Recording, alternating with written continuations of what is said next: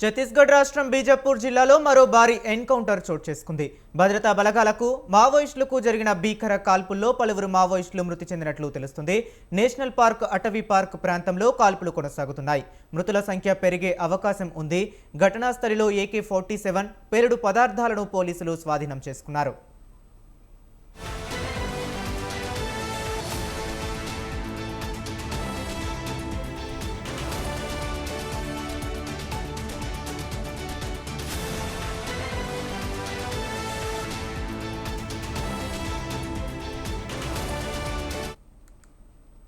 ఛత్తీస్గఢ్ రాష్ట్రం బీజాపూర్ జిల్లాలో మరో భారీ ఎన్కౌంటర్ చోటు చేసుకుంది.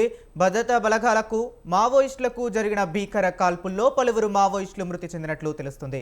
నేషనల్ పార్క్ అటవీ పార్క్ ప్రాంతంలో కాల్పులు కొనసాగుతున్నాయి. మృతుల సంఖ్య మరింత పెరిగే అవకాశం ఉంది. ఘటనా స్థలిలో AK-47 పేలుడు పదార్థాలను పోలీసులు స్వాధీనం చేసుకున్నారు.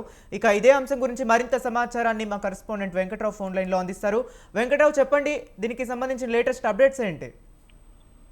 ఛత్తీస్గఢ్ లో మావోయిస్టులపై జరుగుతున్నటువంటి ఎన్కౌంటర్లలో వరుసగా మావోయిస్టులు మృతి చెందినటువంటి సంఘటనలు జరుగుతూ ఉన్నాయి. ఆపరేషన్ కగార్ పేరుతో జరుగుతున్నటువంటి కుమ్మింగ్ లో పెద్ద ఎత్తున మావోయిస్టులు నష్టపోతా ఉన్నారు.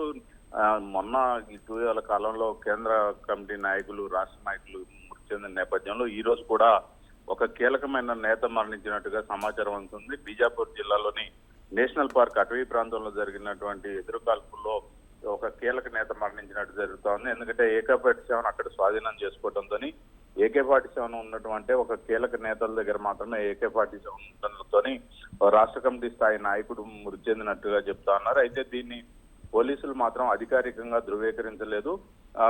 కొద్ది రోజులు తర్వాత అంటే పూర్తి సమాచారం తెలుసుకున్న తర్వాత ధృవీకరించే అవకాశం ఉన్నట్టు తెలుస్తా ఉంది. అయితే ఈ ఎదురుకాల్పులు ఇంకా కొనసాగుతున్న నేపథ్యంలో పెద్ద ఎత్తున బలగాలను కూడా అక్కడికి ఆ ప్రాంతానికి పంపిస్తున్నారు. ఆ ప్రాంతంలో పెద్ద ఎత్తున నాయకులు ఉన్నారని చెప్పేసి సమాచారం. మావోయిస్టులతో పాటు 2-3 కేంద్ర కమిటీ స్థాయి నాయకులు ఉన్నారన్న సమాచారంతో ఉంది. అయితే ఈ రోజు చనిపోయిన ఒక కీలక నేత చనిపోయి ఉంటాడని చెప్పింది అక్కడ AK-47 స్వాధీనం చేసుకున్న నేపథ్యంలో జరుగుతూ ఉంది. ప్రధానంగా నంబాల కేశవరావుతో పాటు 27 మంది ఎన్కౌంటర్ తర్వాత కూడా వరుస కుమ్మింగుల నేపథ్యంలో నిన్న కేంద్ర కమిటీ స్థాయి నాయకుడైనటువంటి సుధాకర్ మృతి చెందిన నేపథ్యంలో సుధాకర్ తో పాటు అక్కడ మరికొంతమంది నాయకులు ఉన్నారని చెప్పేసి వారికి బలగాలకు సమాచారం ఉన్న నేపథ్యంలో విస్తృతంగా కూమింగ్ జరుపుతున్నారు. ఈ కూమింగ్ నేపథ్యంలోనే ఈ రోజు మరో నేత, రాష్ట్ర స్థాయి నేత మృతి చెందినట్టు తెలుస్తా ఉంది.